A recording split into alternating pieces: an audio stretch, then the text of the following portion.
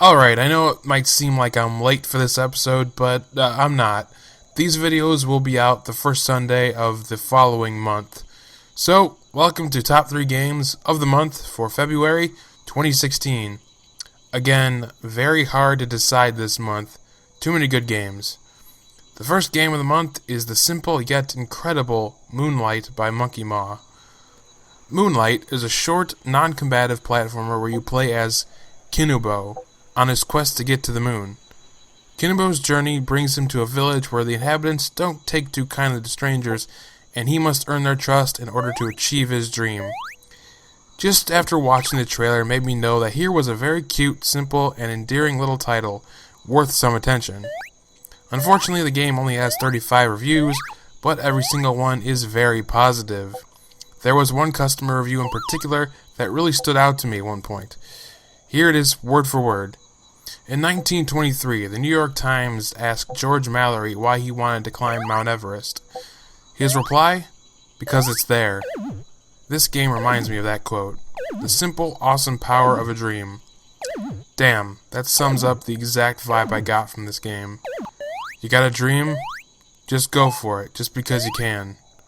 On the more critical side, many of the customers praise Moonlight's beautiful atmosphere, art, writing, and the themes of friendship and camaraderie.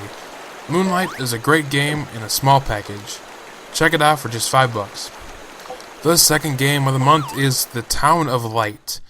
This is a first-person psychological adventure game where the horror of the game comes from the truth. The Town of Light takes place in 1938 Italy in an asylum that really existed and has been reconstructed for the game. The Town of Light is also based on true events, too. So that means no zombies or supernatural elements of any kind. Now think. This game takes place during a time when mental illness was not dealt with in the correct manner. Here is a game where you take on the memories of a patient who had to deal with suffering beyond just dealing with their mental illness. These characteristics are what pulled me into this game. Now, for the opinions of those who played it. One more thing to mention though, The Town of Light is not a jump-scary game like Outlast or Slender, but it is disturbing for damn sure. Customers highly note the game's unique atmosphere and exploration. Many also give kudos to the somewhat hazy story that left a moving impression on them. Some reviews said that this isn't a game for those who necessarily love the horror genre. It's an experience for the highly empathetic and those who passionately care about suffering in the world. And that was actually said by one of the customers too. The game does have the occasional bugs and some invisible walls, however, but that is it. Plus the price around $20 is pretty steep for just a 5-hour game, but it's definitely worth a look-see. Alright, I'm depressed now. Let's get an uplift, shall we? The third game of the month is a game that's been picking up a lot of momentum over the past week. I am referring to Stardew Valley by Eric Barone, aka ConcernedApe. Yeah, this game was made by one guy. As you can tell, Stardew Valley plays very close to Harvest Moon, with more content to boot. I'm not as well versed in those type of games as I am others, but looking at this one makes me want to start that.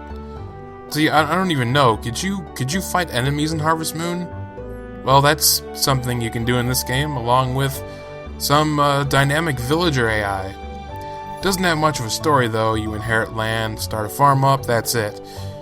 The game's style and homage to farm games is what sparked my interest just a bit, and that spark soon turned into a fire when I saw the rating. That, along with finding out this was made by one guy. And, it seems like this game is following a similar path that Undertale did. I mean, it's like, one man, one incredible game. Not only that, but Eric Barone is constantly on Twitter and Reddit taking suggestions and even fixing bugs on the spot. He pulled 2 all-nighters just to fix a few bugs. That time and dedication for one person to spend on such a big game that he created does not deserve to be overlooked. Honestly, it's less about the game and more about the developer's passion that made me choose this game. I swear, AAA developers need to, I say they need to take note and learn from this guy. So even if you're not really into these kind of games and you've always wanted a game developer who actually gives a shit about the game, check out Stardew Valley for 15 bucks. Oh crap, I forgot about the customer reception. A 98% out of 4,700 reviews. That's when I wrote this. It's now at a 98% on over 5,000 reviews.